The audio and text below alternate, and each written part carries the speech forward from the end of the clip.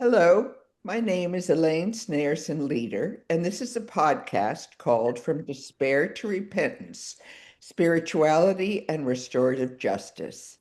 This program is sponsored by the Institute for Jewish Spirituality and Society, where I am a fellow.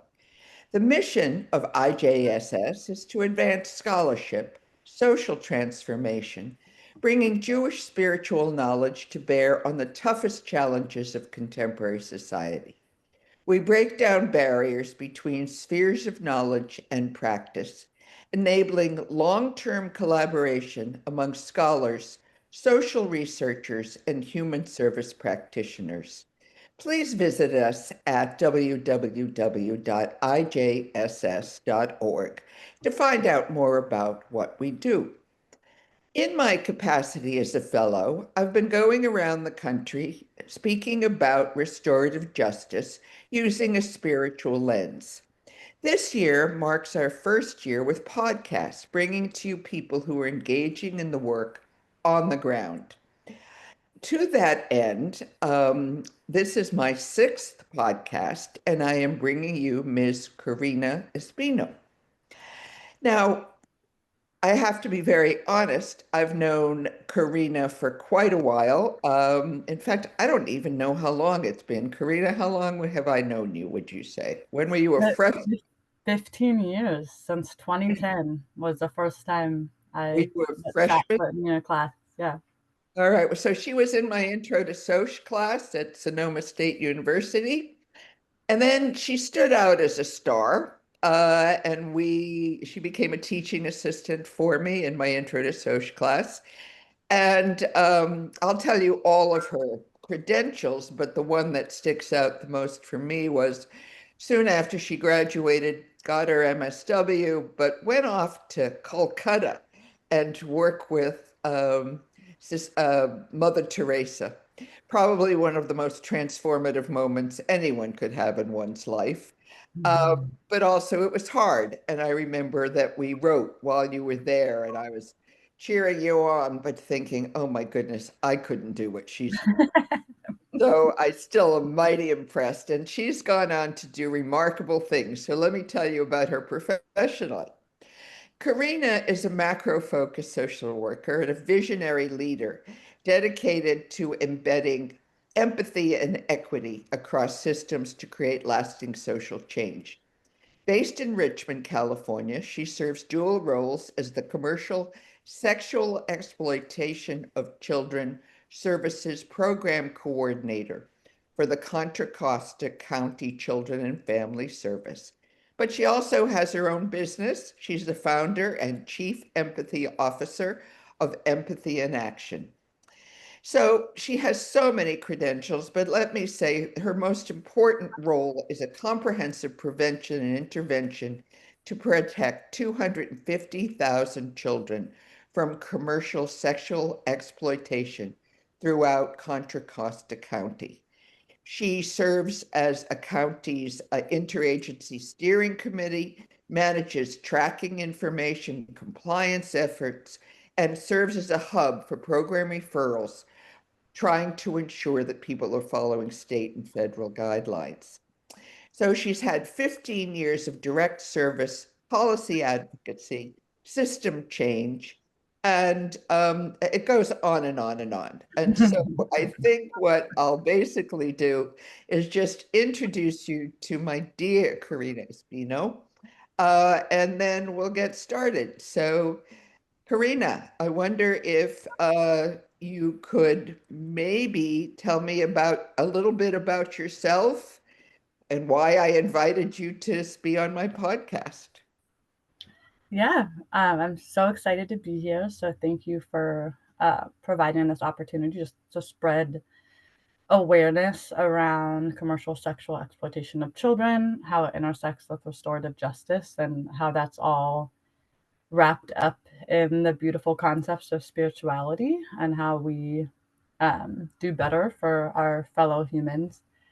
I The running joke in my family is I was a social worker since I came out of the womb, and I was in the nursery probably helping teach self-soothing skills. But I've always really had this heart for What you have uh, so lovingly taught me is can be considered the fringe of the fabric, and those who are often times marginalized or racialized or oppressed in various forms, and how I can use my talents and my privilege to respond to that and make life better for them. So that has turned into a pretty awesome profession that started my interest in commercial sexual exploitation of children actually started in high school. I got to school early one day and was looking up social justice stuff on a computer and came across this issue of child trafficking and was really moved that there was modern day slavery that folks weren't talking about. And so I started a protest of my own that day. I made a little sign that I still have somewhere. Actually,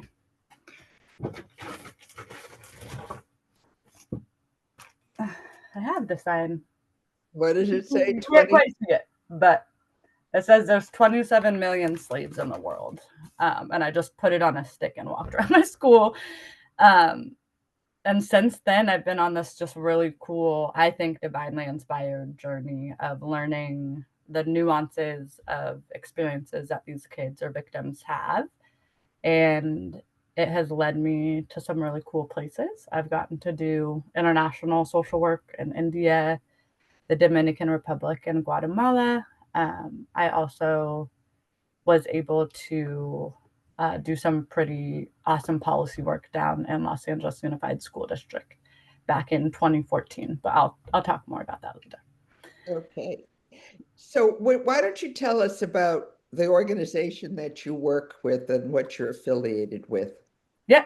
to So do? I have kind of dual roles, like you mentioned. I work for the county that I live in, Contra Costa County Children and Family Services, which is the rebrand of Child Protective Services. It's the same system. And that's a really multidisciplinary program that's run through Employment and Human Services Division throughout Contra Costa County. And then I also run my own business, Empathy and Action LLC, which is a consulting firm I established in 2022. And that I'm the Chief Empathy Officer, aka CEO, in that role. I've never heard that title for anybody. That's a great title. Thank you. And I'm fond of it. tell us what you do, either in both jobs. Yeah. So in my CSEC services program coordinator role with the county, I really oversee the county's response to prevent and do intervention for victims or those at risk of child trafficking. That includes providing or managing a direct service referral program where kids who are at risk or experiencing exploitation receive additional case management services with someone who has an expertise in either child trafficking or specifically when kids go missing from care, which is a really big issue in child trafficking. And then I also get to do all the interagency collaboration. So, how law enforcement, the Office of Education, our faith based organizations, nonprofits, community members, how we all kind of work together and try to prevent child trafficking. There's also a lot of training in that job that I love, training of both different professionals, but getting to do groups with kids too, prevention work groups. With Empathy and Action, we provide micro, meso, and macro solutions for empathy based needs in organizations and public entities, corporations, etc. So what that means is we use strategies like trauma or concepts like trauma informed practice, social emotional learning, social equity, restorative conflict resolution, and youth development in creating a framework for sustainable social change. We do like strategic planning processes. We help fundraise. We do community engagement sessions and provide direct services to youth, but it's all integrated with those 5 focus areas that I just mentioned, which can be really powerful. That was created in 2020 in response to the COVID-19 crisis and the racial reckoning that was happening in response to George Floyd's murder.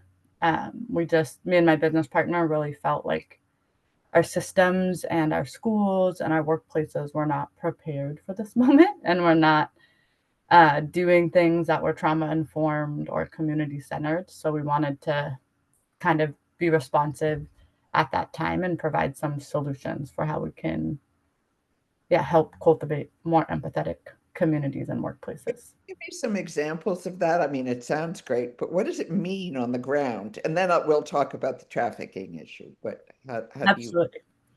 So I'll give you 2 examples. One is a macro example, and we worked with the city of Richmond to conduct what we called a community dreams assessment, where they advised the city of Richmond and the strategic board of how to utilize funding that they were receiving, what priorities they had, what social issues they were concerned about, and how the city of Richmond could use this funding allocation to make a difference.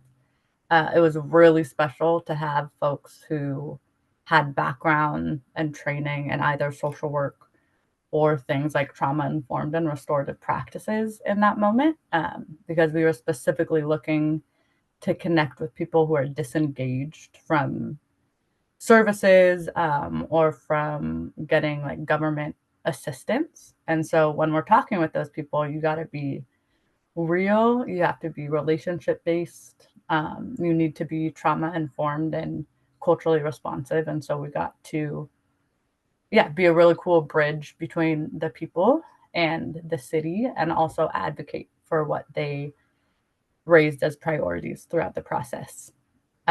We also do direct service work. So we're in schools throughout Contra Costa County and we provide restorative justice services. So there's a framework that has 3 tiers. One is community building, one is responses to harm, and then the third is reintegration. So if any of those 3 things come up at schools, we run circles or restorative responses for harm and reintegration. Could you give an example of the first, how you did the bridge and what came as a result of it, but also what about how go those restorative circles in schools? Yep, absolutely. So being the bridge was really um, using our understanding of the community and relying on the community as experts to gather the information to inform what the city was doing. What we offered that was special because of our framework is not only like place-based expertise and where we could commune with community members that perhaps yeah, we're not the ones that were receiving services and government support, i.e., we were like outside some community bodegas with gift cards and music and dominoes. And it was more like a community hangout. And we were asking them questions and writing down their answers. So, really, like approachable way of community surveying, one that allowed us to be responsive to different needs, including disabilities, right? So if folks perhaps had different like cognitive disabilities, if there was language needs, things of that nature, we were able to be really responsive to. It wasn't like a one size fits all survey that we're just going to email people. We really went out in the community, met with them, got to know them, gathered that information, and then were fierce advocates in the rest of the process around centering their voice and their priorities, which How did was it turn out? so special. Yeah, It turned out okay? it was great. Yeah. We ended up having a finding of them wanting to create a a guaranteed basic income program. And so a lot of the information that we gathered has not only helped the city of Richmond envision what that looks like, but there's also other nonprofits that have used that research to start their own GBI program. And they are programs that are super accessible because of the community voice that was integrated, right? They told us how they would need the funds. They told us what they would use the funds for. They told us what the barriers might be for accessing funds like this. And so all of that information is gathered and then informs what empathy and action's goal is, which is sustainable change, right? How we really listen to the community and then build long lasting, impactful change for the community. And what about the harm circles? Tell me about those. They are amazing. It's like some of the most special work we do. One example that we did a few years ago, there was the use of some like racially charged language in a middle school classroom, and the adults were really wrestling with how to respond, and the kids were trying to learn from the adults about how to respond, but they needed some additional processes to reflect and think about the impact of language. So, in a classroom setting, we got to be in a room with like 30, I think they were like 10 or 11-year-olds. Middle schoolers are my favorite. They have so much going on, hormones, they show up looking different one day. It's fantastic. Not for them, but I enjoy watching them evolve. Um, we had all of them in the room and we asked them first if there was ever a time where language was used towards them that was harmful. And we start by modeling vulnerability. And so I would share an example from my life of in school when there was racially charged language that I experienced and what the impact was. And that little modeling of vulnerability like really plants the seed in creating a safe space. And these kids really opened up. And so in small groups, they get to share their personal experiences about when language impacted them. And then we got to be more direct about the incident that happened in class.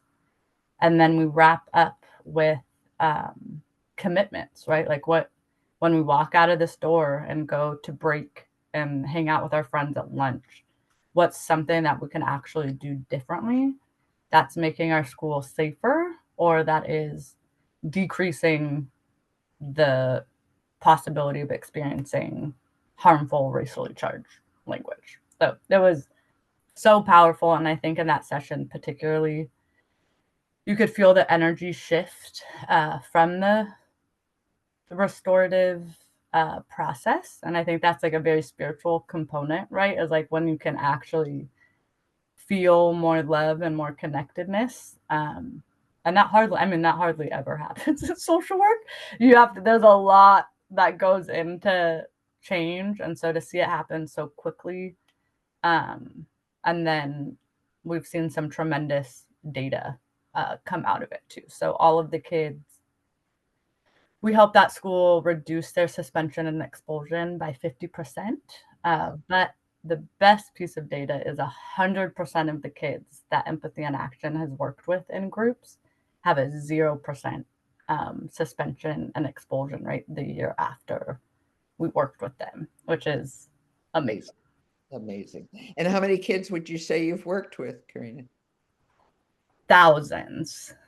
Yeah. So we're in a couple really big middle schools. And then there's some alternative high school circuits and like special schools that are designed for kids who have more severe disabilities, both mental health stuff and physical health stuff.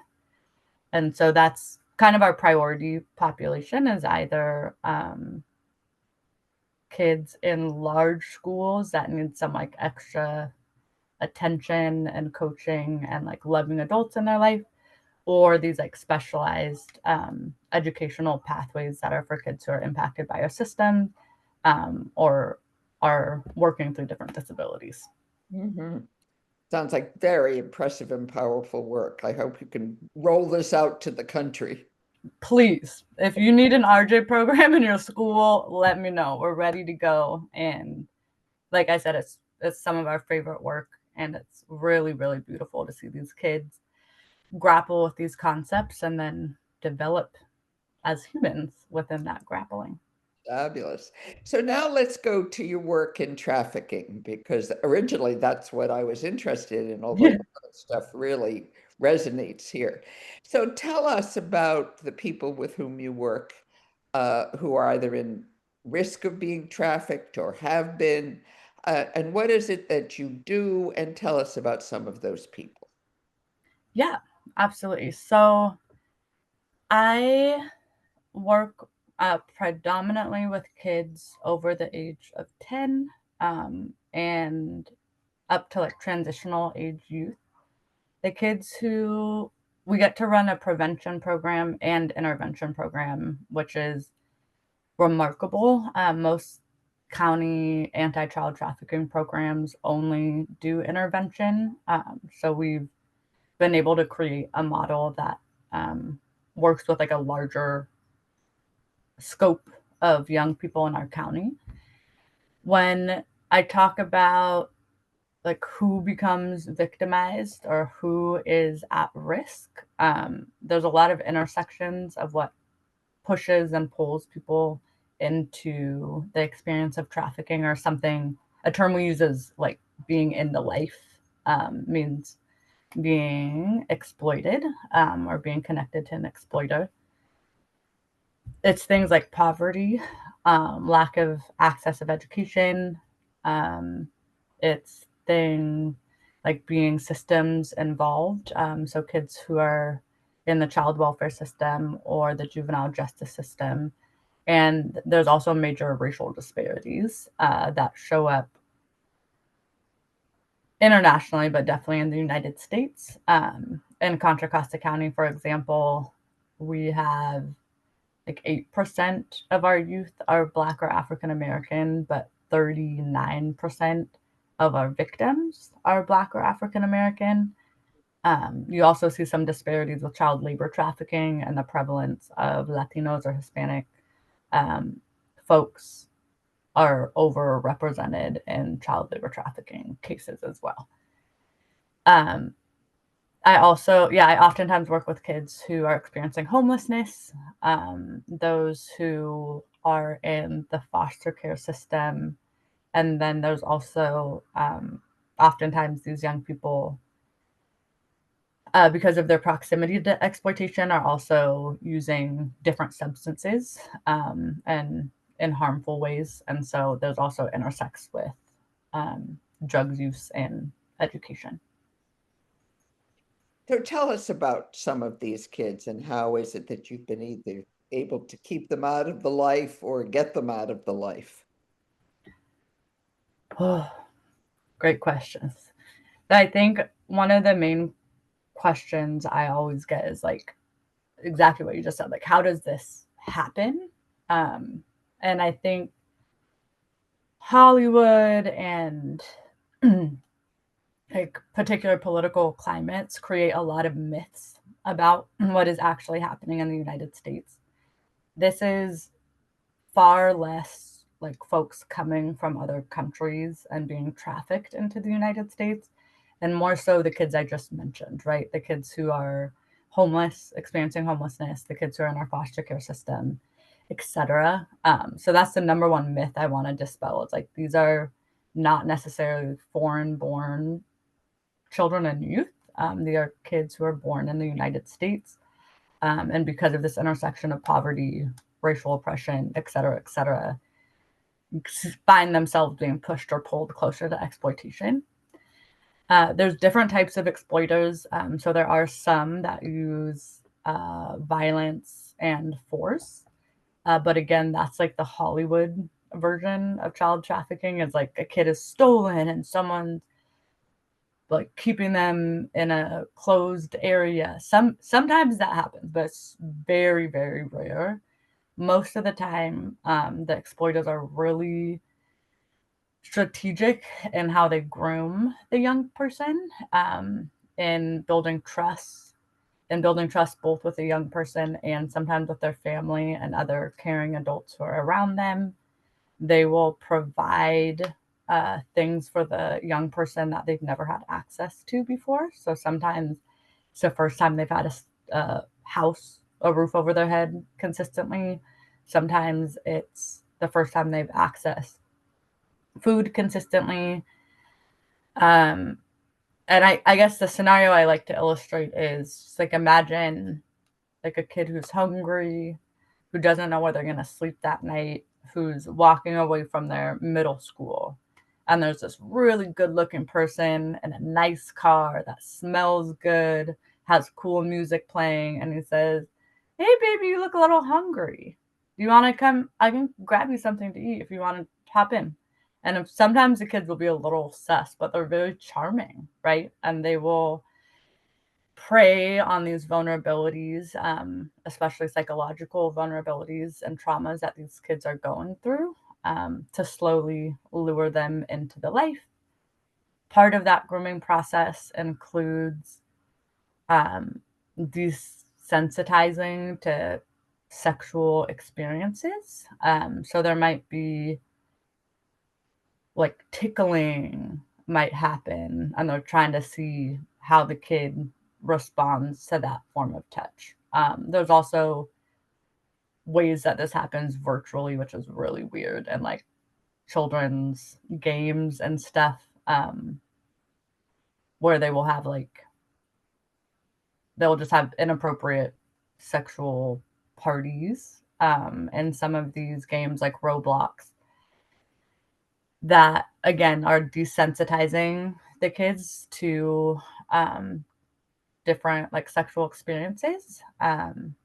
Oftentimes, the exploiter will be engaging in sex with the child or youth victim first, and then they start bringing other people into the fold.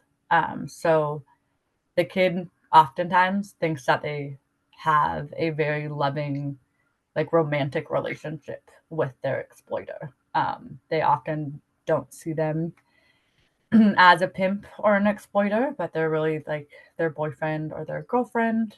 Um, and then one day, that significant other is now asking the young person to perform different sexual acts with strangers. And that's when it starts getting, that's when there's more consequences for not doing what the exploiter asked. So that's when the introduction of violence will happen, as if the young person is pushing back on doing some of these things. They might threaten violence, or the other more likely scenario is they've gotten the young person addicted to drugs, so they don't want to leave the exploiter, like their plug and like their access to different substances that their body's now addicted to. Hmm. And so that, yeah, all of that is how you see sometimes young people on what we call the blade or the track, which is where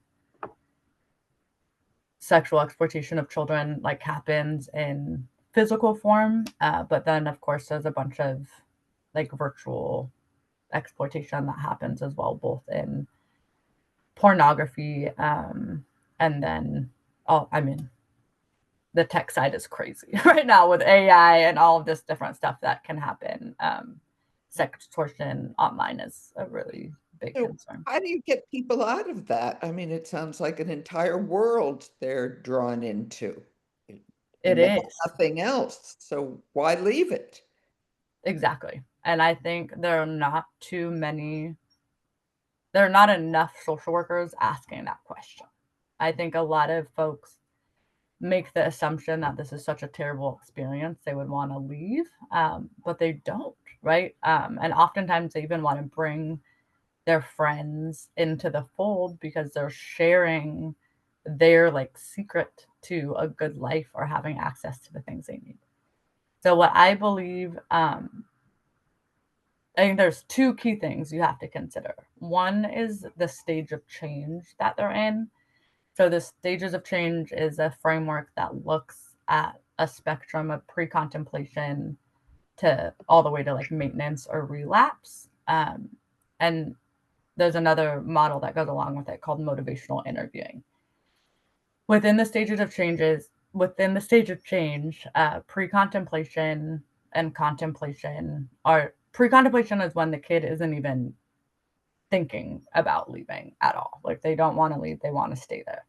And then contemplation is like maybe they're beginning to conceptualize what that would look like, but they haven't created a plan or put any action behind it. If a young person is pre contemplative or contemplative about their experience with exploitation, the name of the game is harm reduction. So it's how do we make their experience safer and how do we build trusting relationships with this person that down the line, when they're ready to leave, they know they can come to me and we're ready to go. Right. So I would say that's the big thing if the young person isn't even considering change. Um, with preparation and action, the next two phases, this seems like it might be a little easier, but you still have to be so careful. They're the exploiters gather a bunch of information about the young person and their family, their social security number, their address, their siblings' names, etc. So they can use all that information against them to cause harm. And we also need to make sure it's actually safe for that young person to leave when we are engaging in that moment, right? So one of the number one things we mention is if you think you see child exploitation, don't just like try to take that kid with you. You could put them in a really, really dangerous situation. So the best things to do is to call the people in your area who handle that, whether it's the district attorney's office has human trafficking tip lines. And then if it's for a child, to call it into the child abuse hotline. So it's documented and the experts can handle it, right? And can create that moment. But like the average person should not just be trying to save these kids off the streets.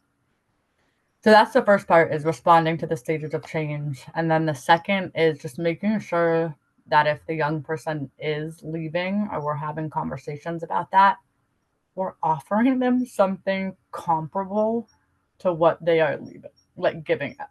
For example, if they are used to making $500 a night and they get to keep 300 or 400 of that, they might keep way less, but let's say that's just a scenario. And then we tell them to try to get a job at somewhere that's paying them $15 an hour and is really hard on their body, too stressful in different ways, that's not going to be enticing or motivating to leave. Um, so we really need to think about the holistic needs around housing, physical, mental health support, access to education, vocational support, and meeting the individual needs and dreams of this young person and supporting that when they are transitioning. And these kids and the amazing survivor leaders that I get to work alongside, who are now adults and advocates, are so much more than their experience with trafficking. So if there was a third piece, it's like see the human in them and like their interest outside of being exploited, which I don't think is their primary interest, right? And it might take a little bit of digging to get to some of those places because it's covered by trauma and pain and coping mechanisms. But we all have that like divinity in us and strengths and talents. And so I really encourage people to get to know the person that you're working with or trying to impact and see them as much more than a victim of But their it's a experience. really long process. I mean, you just don't go in and extract people from this life. You just work with them for years, even if you have to. Yeah, yeah, absolutely. And it's sometimes you see young people come to terms with their victimization. But I would say oftentimes it doesn't happen until they're older, right? So when they're kids, it's really complicated. It's really psychologically complicated for them to understand how they've been victimized. And it takes years of therapy, years of relationship based support, um, and comprehensive, like holistic support. They need all of it: mental health, physical health, education, housing. So I have two questions. One was, how do you keep them out of the life? But two, the element of forming the relationship and I here I'll bring in the spirituality component, right? I mean, it's really an I thou moment where you're beginning to see this person as a whole person, not an injured slave, right? Yeah. So could you speak to both of those points if you don't mind? Yeah. So the first point was how to, Keep them away from the going into this. yeah. So the prevention side of it is like starts with identification of risk factors. Like I mentioned, these are young kids. These are the experience of exploitation to children normally happens between 12 and or 10 and 13 years old. So when you think about all the things that are going on in their brains and bodies, this is not something that they would necessarily identify themselves. So it is really important to have people who are around young people to know how to identify risk factors of exploitation. These risk factors can include all sorts of things, but if you are noticing like a young person is leaving for extended periods of time, and they're not sharing those things with you, if you notice they're getting access to things they haven't had access to before, like they're showing up in really nice outfits or they got like this fresh haircut, you don't want to be judgmental about that. You want to be curious about it, right? And hopefully you have already established a compassionate relationship with that young person, that they trust you and can tell you the truth. But you want to be curious about some of these things that might come up, and provide support, but also psychoeducation about what some of those risky behaviors could turn into, right? So we have those frank conversations with kids after we built relationships with them in our case management program, about how and where some of those risky behaviors may land. And one of those could be being exploited. Most kids, when they hear about this, have never heard about it. And it is, yes, like a big reality check, especially if they're a kid who's at risk. Um, on the other side of that, the kids who are with exploiters, they all know each other too. And so when we work with them, they all like mention each other's names. So it is a community of young people who are doing this work together if they're actively being exploited. So I would say being able to identify those risk factors is number one, and then being able to have conversations that center psychoeducation around the impact of some of those risky behaviors is the best thing. The other part of that is if a young person is missing from care often, sometimes it just starts with them leaving care because they're not happy with their home life or there's different stressors. Just that behavior like dramatically increases their possibility of being exposed to exploitation. So we developed a specific program to respond to that, both in being able to locate the kids, in collaboration with law enforcement and different agencies, but then working with the family and the young person and stabilizing their experience at home so they don't want to leave care. But we have identified that as like I said, one of the major pathways to exploitation. So we want to stop that before it turns into their exposure to trafficking. So uh, first of all, let me ask you, how many kids would you say you've had interactions with on that whole continuum from beginning to end, from thinking about it or not even knowing about it all the way to getting out of it? How many folks have you encountered yourself professionally? Like over all the years? Yeah. Ooh, good question. Making me do math, Elaine. I'm a social scientist. Okay, math is not my strong suit. Um, Easily in the thousands. Um, yeah, if not tens of thousands. And that part of that is because, for example, I worked in a group home, and kids who are in group homes are at very high risk of exploitation because they're less connected to a trusting adult. Um, so I worked in group homes for a while. I've worked in education systems that are responsive to kids who are systems impacted, which again is another like really high risk factor. So I've had this cool experience, unknowingly to myself, that I was developing an understanding of all these like nuanced experiences that the kids go through prior to landing my first official anti-trafficking professional opportunity. So I came into that role having already worked with thousands of kids that were really close to this issue and perhaps were being exploited, but we weren't aware of it. Okay. So now let's get to the spiritual component because we could go on for hours on the details, but that's what we're here for as well. So tell me about the relationships and what occurs and the transformation, what it does to you and them. Yeah, I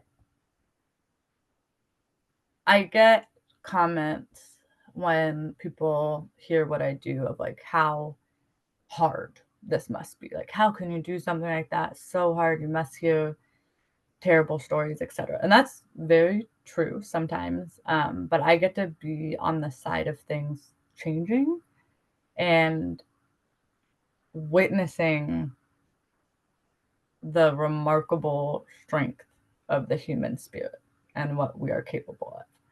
In grad school, one of my first lectures, there was a professor who mentioned like never underestimate the strength of the human spirit, and what it can do. And that has resonated so deeply in what I've witnessed in my professional career. I think one spiritual component is when people are experiencing exploitation or close to it, there's a really deep disconnect from themselves and from other people. There's definitely a disconnect between themselves and something bigger. And so a lot of the process of helping them engage in healing or things that are different is exactly that, right? It's them getting to know themselves through the lens of love and community and compassion and support, as opposed to all of the other messages that they've received throughout their experience of exploitation. One of the key ethics of social workers is respecting the inherent dignity of each individual. And that also is key to the work we do, right? Like every child and youth is deserving of an experience without exploitation. I very, very passionately believe that. And I also believe the way that that happens is through love, and is through collective action and is through community care. Um, yeah, so I think that's the philosophical spiritual principles. And then there's the like somatic experience you get from the work. So in our field, they talk about transference and countertransference. And I remember when I was in a room full of professionals who have been in the job way longer than me, and they were conceptualizing like the psychodynamic experiences of this. I just mentioned like, but it's all it is an energy exchange, right? Like when I sit in the room and I'm impacted, like physically and emotionally impacted by what this person is saying to me, or it feels like it's sticking in different ways. That really is, if I had different eyes, I could see how the energy was shifting, right? But we have human eyes and we don't have eyes that can see auras and energy and colors and all of those things. So I think when you're working with these young people, there's an energy exchange of um, sometimes pain is received, and you can give love and you can give peace and you can give support and being a vessel and a holding space for these stories and for this harm, and being witness to harm can be transformative, right? And I think that transformative element is very spiritual. What about you? Does it transform you as well? Absolutely. Um, I Yeah, I feel like it's a big privilege to be in the role that I am, both in folks trusting me with their stories and some of the worst experiences they've gone through in their life, and allowing me to walk alongside them for any piece of that just feels like a really immense privilege. And I think there's also like spiritual practices that I've developed or tapped into to help sustain the work too, and help keep me centered in what's important in that work. And some of those things are just like prayerful pauses, right? Or like mindful moments where I will allow the feelings to happen, right? Allow myself to be really present, but also trust my ability and the divinity and being able to like transform that energy into something that can be positive. Um, so mindfulness is a really big thing. There's something called sacred pauses in crisis work, and so this can show up in a lot of different ways. But sometimes it's like in traditional therapy settings, it's like where there's time where there's not talking, right? And a lot of things that are happening. I think those pauses can be really sacred, both in my own practice of being a social worker and for other people who are experiencing this. And yeah, I think the deeper I get into social justice work, the more I realize how much like transformative justice and spiritual practices are intertwined.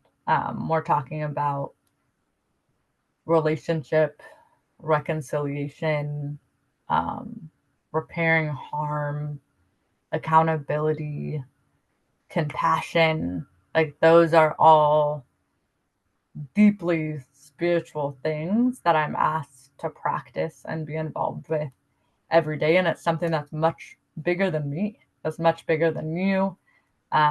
It's impacting energy in a way that's much bigger than any individual action. And the flip side of that is I truly believe that child trafficking doesn't have to exist. I hope I work myself out of a job one day, and the only way that is going to happen is through like a spiritual transformation, right? Where we see ourselves interconnected with each other and with divinity and center love in our responses. It really comes down to that. So beautifully said. I was going to go on with my questioning, but that is a beautiful way for us to wrap it up. But No. let me ask you, are there things that I didn't ask or that you wanted to tell us about before we wrap up our talk? Um, Let me think. I could talk about this forever. So there's so many complexities within this experience, that I just encourage folks to stay curious about it, to learn and to see and really reflect on your role in our ecosystem, and how you can do something to disrupt child trafficking. I mentioned earlier, like it really takes everyone. It takes social workers, it takes professionals, it takes parents, it takes our folks who run the bodegas in our neighborhoods. It really is going to take all of us to see an end to child trafficking. So I just want to encourage and inspire you to look into it, to read, to learn, and get involved with the efforts that are happening in your local area to do something about it. And we'll put your contact with Empathy in Action and your, so in case folks listen to this and would like to be in touch and learn Okay. from you. Corinna, I'm so proud to know you. You touch me deeply. I'm just proud to have been somewhere on your path and to have met you. And thank you so much for the work you're doing. It's very incredibly necessary. So thank you very Yeah, much. Okay. it's my pleasure. And thank you, yeah, for all the years of mentorship and inspiration and showing me what it looks like to be a fierce advocate for social justice in our communities. I've been blessed to learn from the best, and you were the beginning of that process on that journey. So thank you so much. Thank you, dear one. Appreciate it.